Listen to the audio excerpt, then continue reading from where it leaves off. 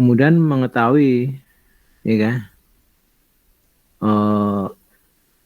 juga bagaimana hasil tadi dikomunikasikan dengan baik ke user ya. Jadi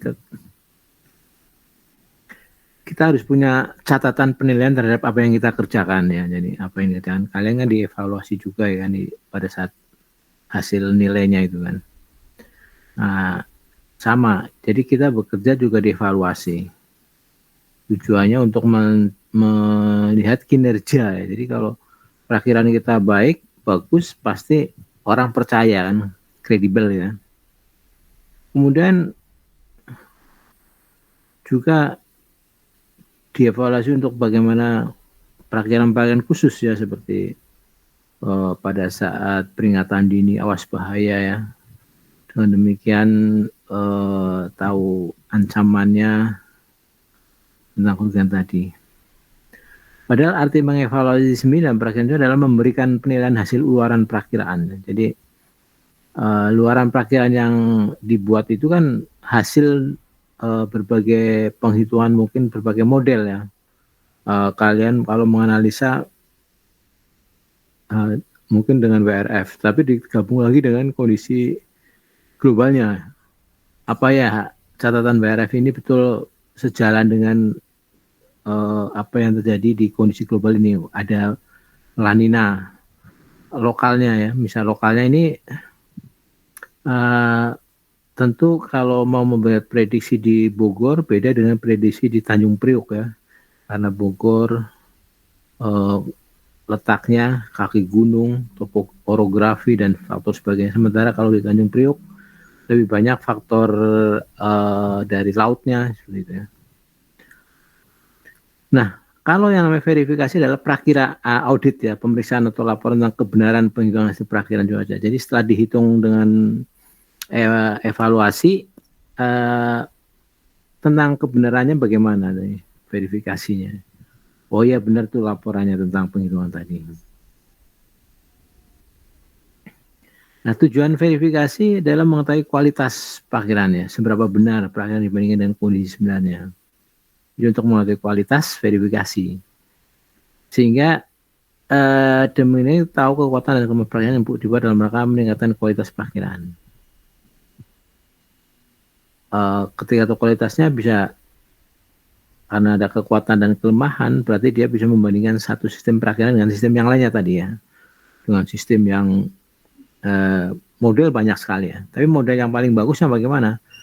Bahwa tidak semua model itu mempunyai performan yang baik di dalam semua sistem, dalam semua kondisi ya, dalam semua kondisi.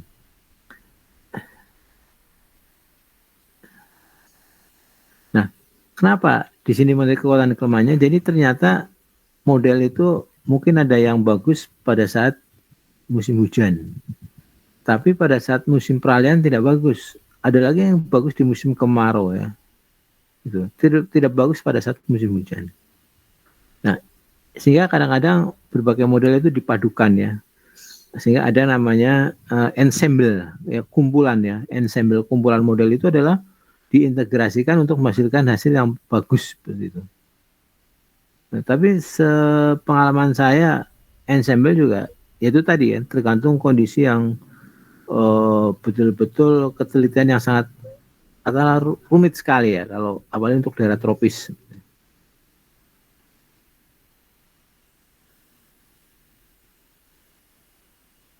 Nah, antara forecast dan observasi ya, kita lihat nih ya.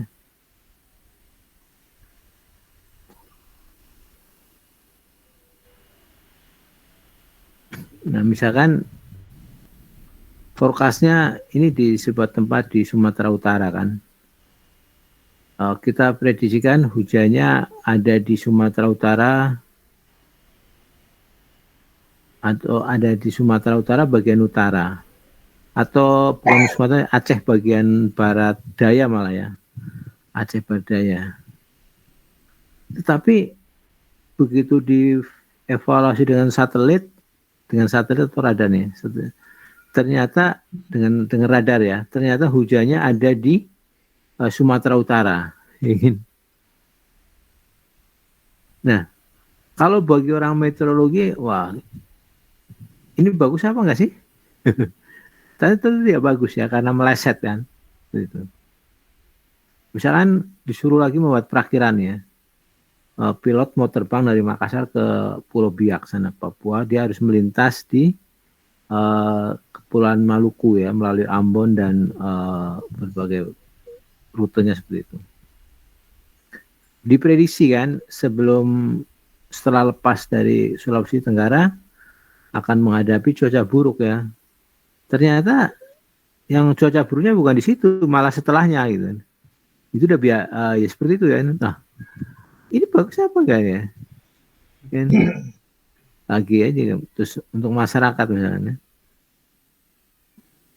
Praktikan ada pengguna yang ingin punya hajatan ya, dia apa sih kalau menghadirkan dangdut misalkan Inul gitu kan di kota mana tuh kan di Surabaya di Pulau Madura gitu kan,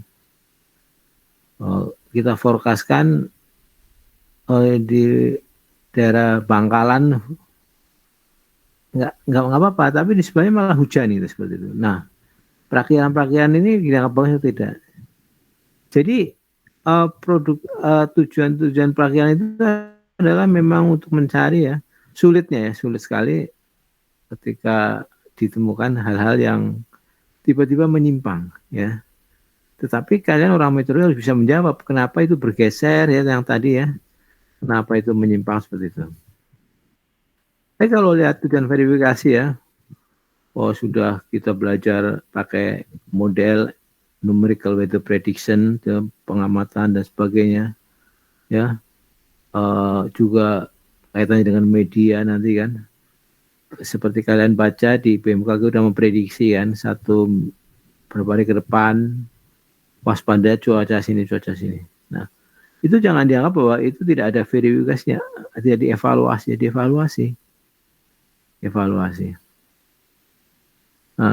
Jadi untuk membuat verifikasi itu banyak ya cara mencari ukurannya.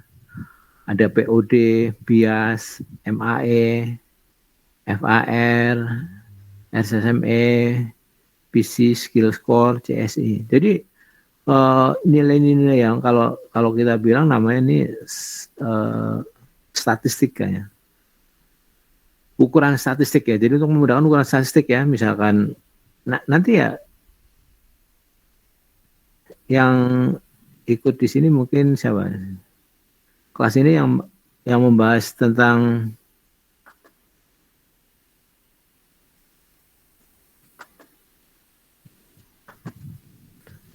jadi Ringga kan? Ringga nanti mau membahas tentang verifikasi itu kan Ringga? Siap ya Pak. Ya. Siapa lagi kelas ini yang akan menggunakan tabel-tabel kontingensi untuk mendapatkan hasil penelitiannya? Siapa lagi selain Ringga? Siap, mungkin saya Pak. Ada ya, ada Siap.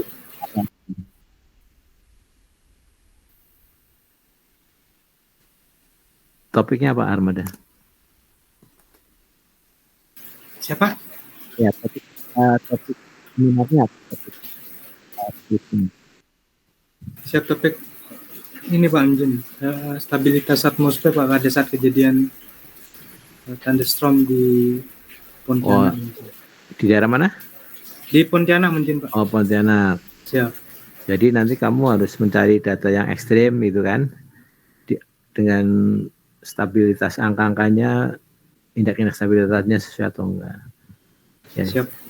Jadi memang ukurannya itu memang dengan statistik ya, misalkan 85% masyarakat Indonesia harus divaksin, padahal mungkin di lingkungan kalian yang vaksin baru 50%, tapi di tempat saya udah 95%, jadi diambil rata. Tapi dari muncul lah ya tadi kan bahwa ketika kita jangan kecil hati, misalkan angkanya tidak memuaskan. Jadi ada pendekatan statistik kan, ada pendekatan statistik tadi.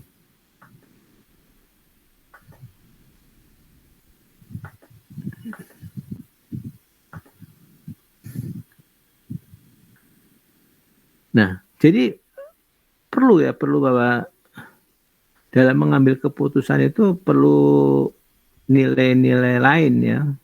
Jadi tadi kan disebutkan ada nilai-nilai statistik yang macam-macam sekali ya. Sama ketika orang jual rumah dengan harga yang sama, tapi yang satu hanya harganya, yang satu dikasih penjelasan ya, nilai detailnya kan. Oh, rumah itu umurnya sekian tahun, ada kamar berapa atau ruangannya, terus. Nah, seperti itu ya. Jadi ketika kita membuat perakhiran menggunakan model misalkan sebuah model yang akan kita gunakan, ternyata memang modelnya itu sudah sangat bagus karena mampu membuat prediksi yang konsisten. Nah, jadi perakhirannya bisa dipercaya ya. Nanti kalian tuh di tangan kalian nanti ya BMKG itu bisa maju ya kalau perakhirannya dipercaya. Apakah suatu paling berarti kunci sebenarnya akurasinya ya. Tadi kerakurasinya. Kalau orang tentara tuh menembaknya mana. Dari 100 tembakan ya kan yang tepat sasaran berapa akurasinya kan. Jadi misalkan latihan menembak 100 peluru dalam 10 menit kan. Yang tepat sasaran berapa? Nah, di akurasinya berapa? Sama dengan perakiraan ya. Selama 1 bulan ketepatannya berapa? Padahal 1 hari itu membuat perakiraan ada berapa unsur ya. Nah, disinilah bahwa bisa dipercaya. Nah, BMKG bisa dipercaya oleh pemerintah apa enggak ya? Kalau kehandalannya bagus ya. Jadi kalau sekarang ini masih dipercaya karena ketika kita diperiksa sama di audit ya, di auditnya itu bukan di audit kita tiap tahun ya menggunakan anggaran 2 triliun atau 3 triliun kita diaudit sama Badan Pemeriksa Keuangan. Bagaimana pembuatan perakhirannya? Berapa persen tingkat akurasinya? Oh ya, untuk meteorologi 80%, untuk klimatologi 70%. Nah, oke, berarti kenapa nggak bisa 100%? Ya nggak bisa 100% kan, nggak mungkin ada perakhiran 100% dan hanya Tuhan yang buatin gitu. Nah, 80%, tapi sehingga karena baru 80% maka diberilah ya tingkat uang tunjangan kinerjanya itu hanya sekian. Tapi kalau bisa ditingkatkan dalam sekian tahun menjadi 90%, pasti imbalannya akan dinaikkan gitu. Tapi kalau nanti tingkat kehandalannya menjadi 60%, bisa-bisa BMKG malah dibubarkan gitu. Nah, kalian yang generasi sekarang udah sampai 80%, kalian nanti yang mewarisi jangan sampai handalnya jadi 40%, 50%. Karena apa? Karena ternyata yang handal yang lain banyak kan, model-model yang gratis yang di internet itu ya, membuat prediksi Indonesia mudah. Ngapain ya bayar orang BMKG, bayar beli saja sama orang luar negeri kan, itu takutnya kan begitu kan, nanti kan pegawai BMKG dibubarin aja gitu kan, 3 triliun nggak ada yang bener gitu kan, mendingan beli yang 1 triliun tapi bener kan gitu, jadi menghemat, bisa jadi gitu kan. Makanya kalian orang-orang BMKG berikutnya kalian harus waspada itu ya jangan sampai nanti BMKG dibubarin karena prakteknya tidak handal gitu. bener loh ya, tidak handal. Jadi hati-hati gitu. Bagaimana yang mau bekerja nanti kalian sungguh-sungguh kan, tiba-tiba baru bekerja 5 tahun BMKG-nya dibubarkan karena prakteknya tidak handal gitu. Aduh, ngeri banget itu ya. Makanya kalian harus terampil nih kan, gitu, seperti itu. Nah, kita lihat nih ya, antara gambar 1 dan gambar 2 nih ya. Yang merah itu adalah akurasi, jadi yang satu ketika dalam 1 hari memprediksi ya. 1 hari berarti yang gambar yang sisi kiri itu adalah dia salah kasar besarannya, memprediksi hujannya lebat, ternyata yang keluar tidak lebat, gitu kan? Gitu ya. Hujannya diperkirakan kategori lebat, ternyata hujannya sedang. Hujannya sedang dan ringan. Yang kedua, hujannya nanti kita memprediksi jam 1, ternyata hujannya jam 3. Nah, ya kan? Meleset kan? Gitu. Bayangkan tuh. Wah, BMKG meleset tuh misalkan seperti itu. Nah, sehingga ini ada ya, kalau kita lihat di sini ada bisa mencari skillnya ya. Errornya yang kecil itu adalah ketika hampir bersamaan. Sebenarnya error lebih bagus error yang begini ya daripada bergeser jumlahnya salah ya. Tapi waktunya sama agak kecil ya. Ini jelas ya, errornya sangat besar. Dibanding ini errornya kecil ya. Kalau ini errornya kecil dibandingkan antara error ini dengan ini. Kan? Nah, jadi kalian milih yang mana? Jadi untuk handal itu maka errornya diperkecil ya, diperkecil. Biasnya diperkecil biasnya.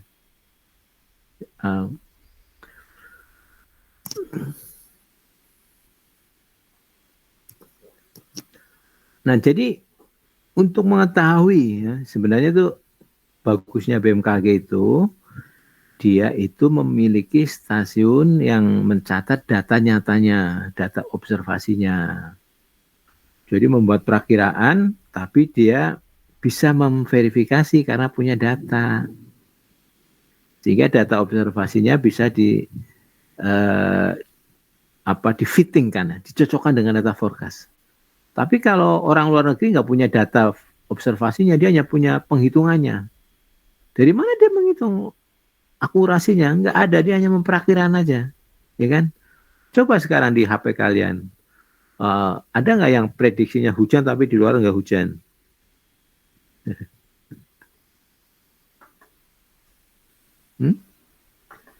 Kalian coba periksa HP-nya. Ada yang hujan tapi di HP hujan tapi di luar nggak hujan, ada nggak? Siap, ada Pak. Di mana tuh? Siap, ini di Aceh Pak. Aceh. Cindy, Aceh HP-nya Siap, hujan. Pak. Hujan tapi lebat Pak. HP-nya hujan lebat di HP ya prediksinya. Iya siap Pak. Tapi itu prediksi BMKG atau yang lain? Izin Pak, prediksi BMKG Pak. BMKG itu ternyata begitu kita lihat luar nggak hujan, udah menyimpang kan? Tempat Nurul di mana Nurul? Apa? Saya juga Pak di HP hujan tapi di luar belum hujan Pak, tapi udah ada TS. Di mana tuh? Saya di Halim Pak, di dekat Halim Jakarta Timur. Oh, di Depok dong baru hujan ini. Ya, Pak. Abid di mana Abid? Siap di Sumbawa Pak. Sumbawa hujan nggak? Nggak. Siap hari ini hujan Pak. Tapi nyatanya yang saat ini ya? Ya hujan juga Pak. Hujan. Tapi di luar hujan? Hujan. Hujan. Jadi memang ya dari sebaran ya, jadi tidak usah kecil hati ya. Di sebaran tadi, sebaran titik-titik di se-Indonesia memang ada yang menyimpang ya, ada yang error, tapi ada yang tepat gitu kan. Nah, jangan sampai error semua, tapi itu misalkan hari ini error ya besok jangan error kan gitu. Jadi nggak usah kecil hati ya. Kalau hari ini error, moga-moga besok tidak error. Kalau besok masih error ya jangan error lagi berikutnya ya. Jadi masih ada kesempatan untuk memperbaiki. Ya tadi kan tujuannya untuk memperbaiki. Ya sehingga evaluasi itu perlu ya. Jangan hanya membuat perakiraan tanpa dievaluasi supaya tahu persis kinerjanya. Terus data observasi itu memang biasanya sampel ya. Kenapa sampel? Karena tadi kan kalau di Halim yang punya Nurul di situ ada tempat hujan karena ada pos hujan Halim ya. Tapi kalau misalkan di STMKG banyak STM. Tapi kalau kalian yang mungkin berada di Bekasi mungkin hanya beberapa tempat atau mungkin yang kalian ada di kota yang tidak punya tempat observasinya. Ya sehingga rata-rata itu observasinya hanya sampel. Karena tidak keseluruhan ya. Tidak keseluruhan ya. Mungkin di antara satu kota mungkin titiknya hanya berapa yang bisa tempat monitornya. Nah, sehingga dibantu oleh data yang lain, misalnya data radar, ya kan. Radar pun juga sebenarnya hanya sampel juga kan, atau satelit ya. Di sini kan mempunyai sebuah apa? Tapi kalau memang yang terpercaya adalah data in situ ya. Jadi memang betul-betul di Halim ada mewakili sampai radius 5 kilo lah mungkin ya sama. Tapi kalau di pegunungan satu titik tidak bisa mewakili 5 kilo ya, mewakili 1 kilo aja kan, karena mungkin topografi yang bergunung-gunung beda kan. Tapi kalau di tempat datar misalkan seperti katakanlah Tanjung Priok, Suta itu bisa mewakili 5 km itu. Sehingga kalau sekarang model memverifikasinya bisa pakai radar, bisa pakai satelit seperti itu. Nah, jadi perbedaan data-data ya dari in situ atau data pengamatan, data radar dan data satelit ya. Kalau untuk spasial, memang untuk in situ itu harus rapat ya.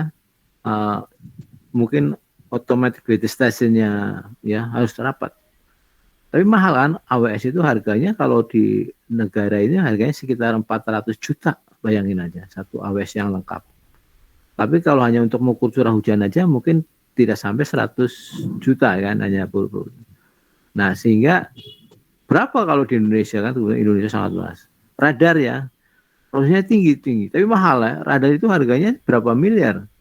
Paling tidak sekarang 20-30 miliar datanya, ya kan?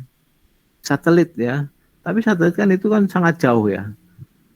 Meskipun Himawari katanya ya, resolusi waktunya sangat tinggi, tergantung ya, misalnya bagus, tapi tetap bahwa yang lebih bagus adalah radar seperti itu. Akurasi ya, biasanya kalau dengan data langsung tadi ya bisa langsung ya, jadi kayak Ringga nih kan, Ringga kan mau membuat menilai Cilacap ya Ringga, berarti kan in situ kan, data in situ dari Cilacap. Kayak Armada tadi Pontianak ya, Pontianaknya, jadi titik Pontianaknya yang dijadikan namanya. Nah, saya pesen kan data in situ lah nanti kalian buat penelitian biar puas ya, biar puas.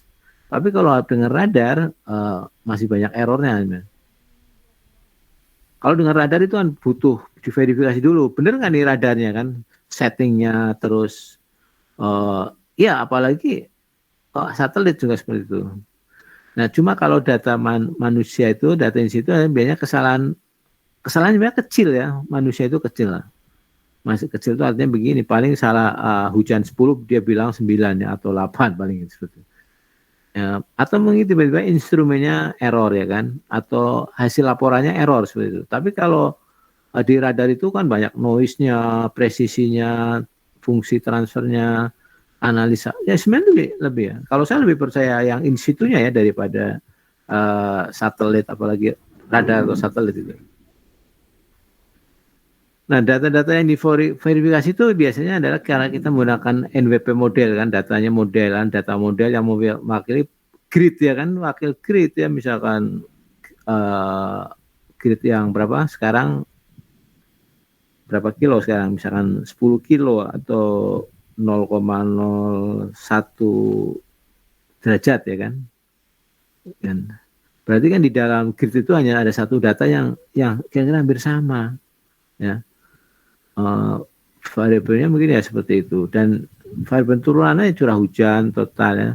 Sebenarnya yang di model itu adalah data suhu, RH dan angin, komponen angin, tapi belum bisa model itu menentukan hujan, total hujan, dan ini data turunan dari formula ya, dari formula. Makanya saya bilang lebih suka memang data itu ada bukan data model, data in situ tadi. Operasional forecasting, kondisi cuaca, sungai dan sebagainya ini. Nah, fitting daripada atau matchingnya data yang dikeluarkan tadi adalah forecast NWP dengan observasi data sinop ya. Yang maka sinopnya itu makin baik. Tapi kan untuk membuat stasiun sinop itu mahal kan. Pemerintah ya di Indonesia ini hanya ada mungkin 190-an sinop ya, atau kalau 180-an sinop, coba bayangkan.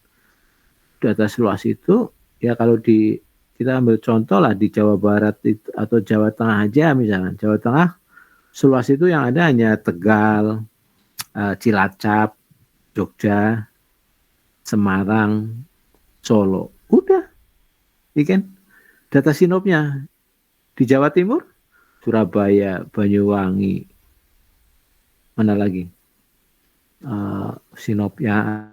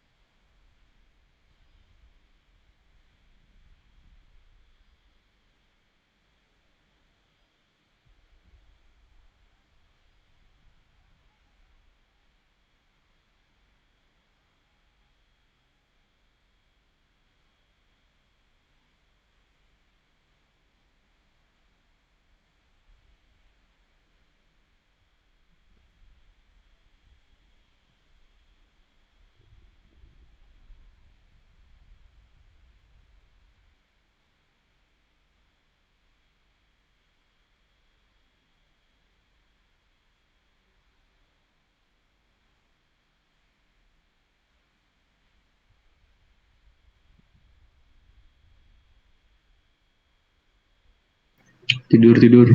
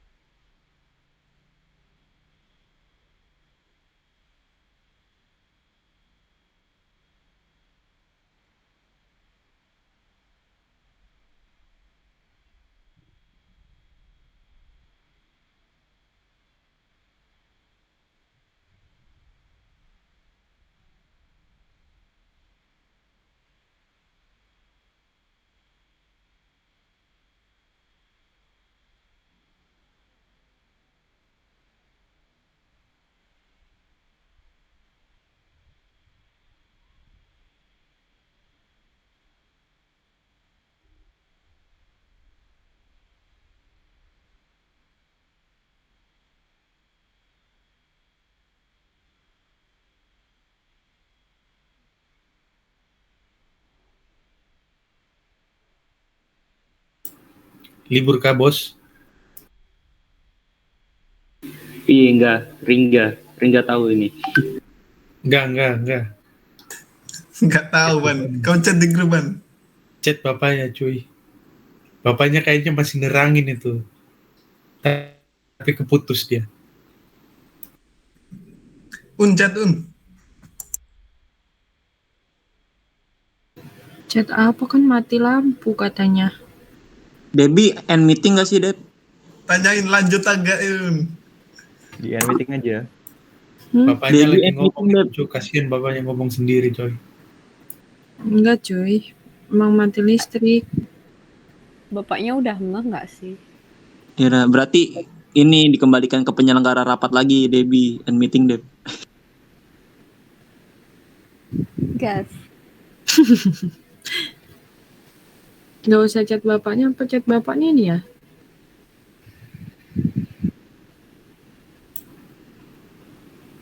Tunggu aja berarti. Oke. Lama, Ban, kalau ditungguin, Ban. Di chat aja biar bisa tidur. Ya udah, sambil tidur aja tunggunya, cuy. Kayak mana chatnya? Izin Pak, apakah ini selesai? Gimana ya, Wei? Izin Pak, Mas, Selesai ya, dilanjutkan. Pak.